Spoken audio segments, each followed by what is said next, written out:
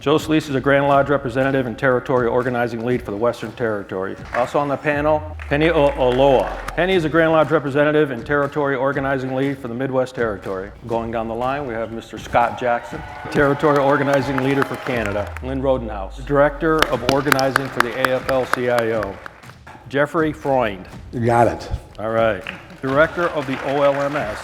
So with regards to the union busting campaign, it's a very emotional campaign, and it can even be described as emotional warfare, right? They employ these tactics to divide people, and you see the frustration and the fear of these workers. They'll contact the employee or the worker's family. They'll go to the spouse and say, and whether it's a phone call or a letter in the mail, that this is what's happening at your husband or your wife's workplace, and do you understand how it's going to impact your family? And you're almost turning families against each other. Okay. The statute does require that within 30 days of entering into that agreement, they file a report with us detailing the work they're going to do and attaching a copy of the contract that they have with the employers. That the employer has to report what he's paid to consultants, and the consultants have to report what they've gotten paid to persuade employees. But the statute also requires employers and consultants to file reports regarding efforts to obtain information about employees or their unions in connection with a labor dispute. We've simplified that phrase down to one word: surveillance. When they're filed electronically, and they immediately go up on our website and are available for the universe to see. So it allows the worker to make an educated decision that if he's getting paid by the company, he's probably not speaking in my best interest. Many employers don't file those reports. Some do.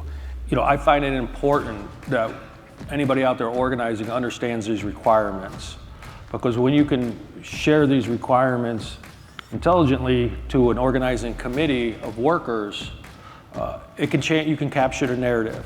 And be disciplined with that narrative to help workers get across the finish line. I mean, the goal of the union buster is to confuse the worker about why they're voting or what they're voting on, right? We're gonna look out for any, new faces on the shop. So within 30 minutes, just with the name and just a very vague reference, Bill was able to gather enough information to identify this dude. I mean, he had no game after that, because the information that was provided to the committee proactively enabled them to deflate the anti-union campaign. They were ahead of the game, and so they were able to inoculate the unit. And poke some holes in the mystery and look behind the curtain and give people some power in the sense of that they know what's going to happen, they see that roll out. They've probably also been hired, it's probably not their first time, they've probably worked on someone else's campaign.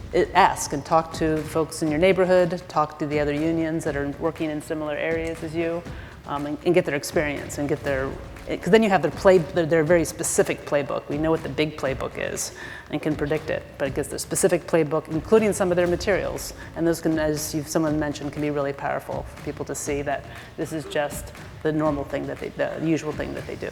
I had an incident where I had a really strong committee, a really strong individual. He stood up in a committee meeting holding the Union Busters LM20 and said, "You're not a consultant, you're a persuader." That Union Buster threatened to take him outside and kick his ass. That's how frustrated that Union Buster was. So it's got power. If you Google DOL OLMS, it'll pop right up, and on the front page of our website is a tip line.